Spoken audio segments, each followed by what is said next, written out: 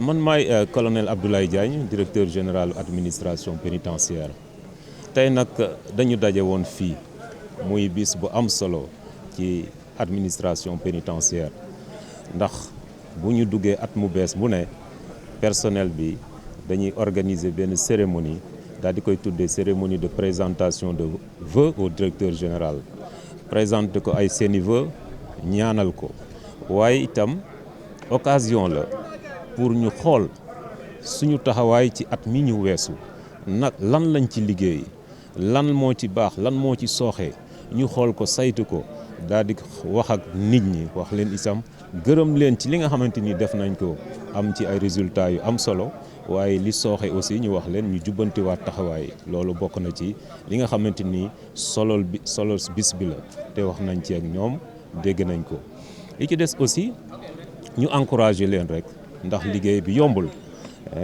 kañ leen xam leen ni seeni préoccupation seeni mbébét egsi na ci suñuy nopp egsi na itam ci nopp kilifa yi te ñu ngi ciy bay seen waar bu baax a baax ndax ci wàllu recrutement wax nañ ci problème effectif wax nañ ci loolu umpul kenn ni effectif yi doyul waaye fi ñuy wax ak yéen am na ñetti téeméeri agent yoo xamante ni ci grade yëpp nag muy inspecteur muy contrôleur muy agent administratif muy ay surveillant ñu ngi leen di former ci école nationale d'administration pénitentiaire waaye loolu itam gis nañu du doy ba tax na bind nañu kilifa yi di leen ñaan itam ci ñetti at yi ñu jëm ñu fexe daal nu ñuy doolalee administration pénitentiaire ci wàllu recrutement wàllu yokk nit ñi bu ko defee seen liggéey gën a mucc ayib loolu daal bokk na ci point yi nga xamante ni waxtaan naa ko ak ñi ma seqal liggéey bi te am nañ ci yaakaar ni kilifa yi dinañ ci bàyyi xel bu baax a baax. Alors la cérémonie qui nous a réunis ce matin s'inscrit dans le cadre du calendrier, disons, de l'administration pénitentiaire où au début de chaque année le personnel se réunit pour présenter ses vœux au directeur général. Il s'agit de l'occasion pour également le directeur général, avec ses plus proches collaborateurs, de faire le bilan de l'année écoulée et ensuite de se projeter sur l'année qu'on entame. Il s'agit également de partager des vœux parce que c'est une occasion assez rare et pour qu'ensemble nous puissions faire un diagnostic sans complaisance de ce que nous avons vécu au cours de l'année écoulée, en tout cas pour partir sur de nouvelles bases. C'est l'essence même de cette cérémonie, une cérémonie empreinte de solennité où nous accueillons, nous invitons également les anciens qui sont à la retraite et qui sont partie intégrante de la grande famille de l'administration pénitentiaire.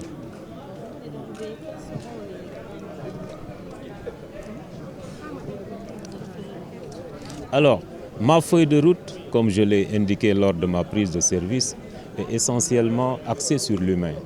Et quand je parle de l'humain, je parle à la fois du personnel pénitentiaire, dont il faut améliorer les conditions de travail, mais je parle également du détenu,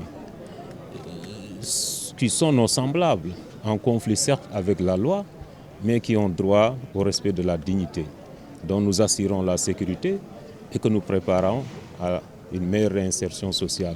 Donc voilà les deux pans de ma mission. L'un axé sur le personnel qui fait le travail et qui doit être dans d'excellentes conditions de performance pour avoir les résultats attendus. Mais d'un autre côté également, les détenus avec qui nous vivons au quotidien et pour qui nous avons beaucoup d'estime et de considération. Alors, je l'ai indiqué dans mon discours. Effectivement, nous faisons face à un déficit important en ressources humaines. Et les autorités l'ont si bien compris que déjà, nous avons 300 éléments en formation à l'École nationale d'administration pénitentiaire. Ce recrutement est certes important, mais il ne permettra pas de résorber définitivement le gap qui a été accumulé pendant plusieurs années.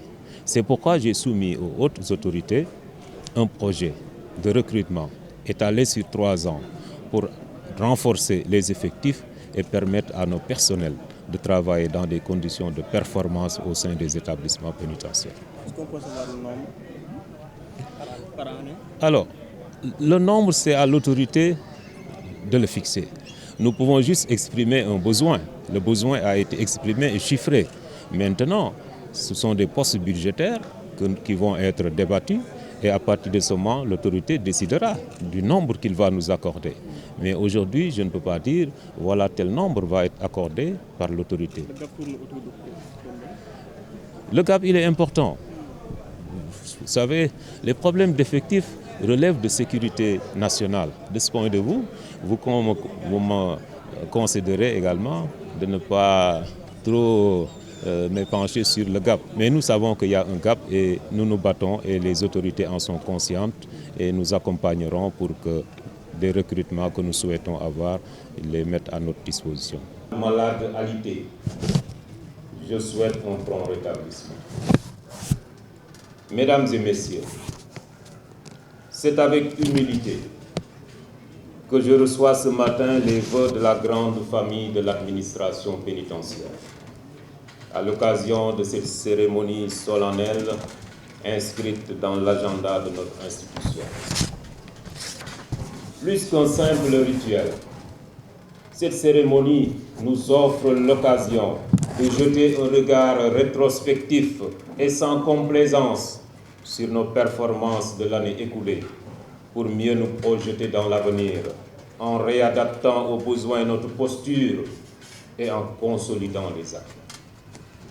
C'est pourquoi je témoigne à toutes et à tous ma fierté d'être à la tête d'une administration composée d'hommes et de femmes de valeur qui consacrent toute leur énergie pour son rayonnement. Monsieur le directeur général adjoint, je vous remercie pour les vœux bienveillants que vous avez formulés à mon endroit ainsi qu'à celui de ma famille. Cette marque de sollicitude est le témoignage élogieux de l'unité et la fraternité qui constituent le socle de l'administration pénitentiaire.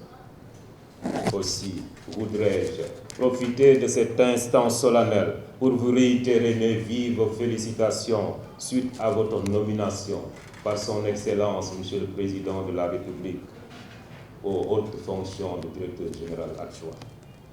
Cette confiance est largement méritée au regard de vos états de service. En effet, vous êtes un cadre engagé, loyal, rigoureux et travailleur. Votre disponibilité à mes côtés en si peu de temps, ainsi que vos conseils avisés, me permettent de prendre des décisions pertinentes à la grande satisfaction de nos autorités de tutelle. J'associe à ces félicitations tous les directeurs centraux qui, dans le même sillage, ont été nommés à des postes de responsabilité. Ces mesures, prises en Conseil des ministres, traduisent l'intérêt tout particulier que les autorités accordent à l'administration pénitentiaire. Mesdames et messieurs, personnel pénitentiaire, tout grade confondu, grâce à vos sacrifices, votre dévouement et votre sens des responsabilités, l'administration pénitentiaire a fait preuve d'une grande résilience lors des différentes manifestations et face à la pandémie à Covid-19. En effet, de 2021 à 2023, notre pays a été confronté à des manifestations violentes et souvent généralisées, ayant occasionné des dégradations sur des biens publics et privés. Les services pénitentiaires n'ont pas été épargnés par les auteurs de ces actes de vandalisme. Fort heureusement, la détermination et le professionnalisme dont le personnel a fait montre nous ont évité des troubles en milieu carcéral. Ce même engagement a été éprouvé lors de la pandémie à Covid-19, où vous avez accepté d'être confiné dans les établissements pénitentiaires pendant plus de 6 mois.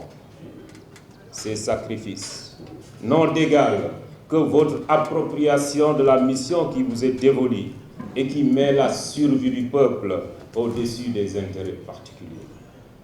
La nation vous en sera toujours reconnaissante.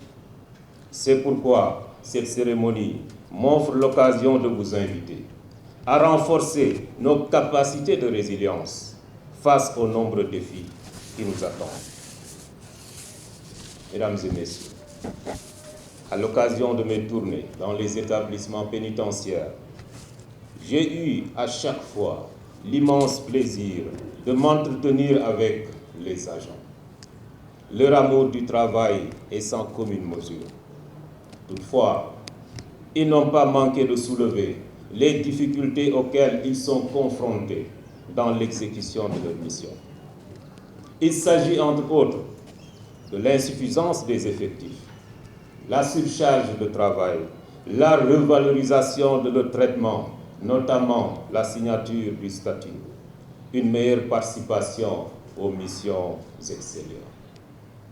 Ces préoccupations légitimes rejoignent mes propos maintes fois réitérés depuis ma prise de service, où j'inscrivais l'humain et en premier chef le personnel dans ma vision d'une administration pénitentiaire performante et résiliente.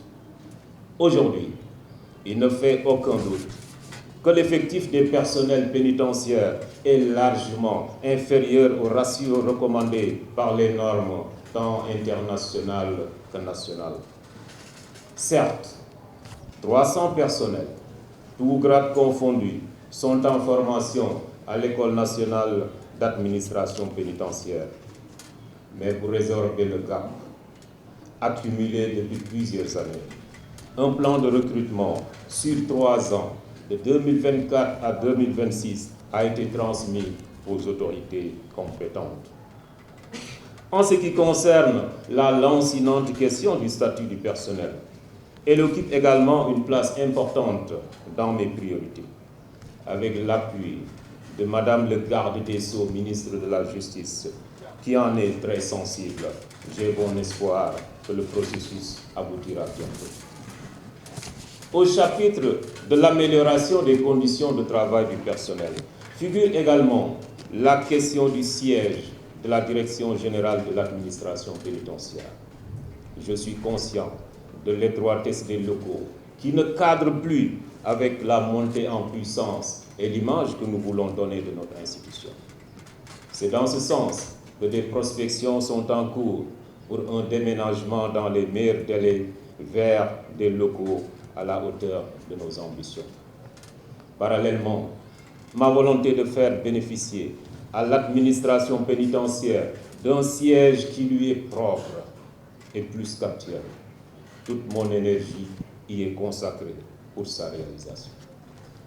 De même, la sécurisation du foncier, objet de nombreuses convoitises, me tient particulièrement à cœur, afin de loger le personnel dans les cantonnements pour les rapprocher de leur lieu de travail.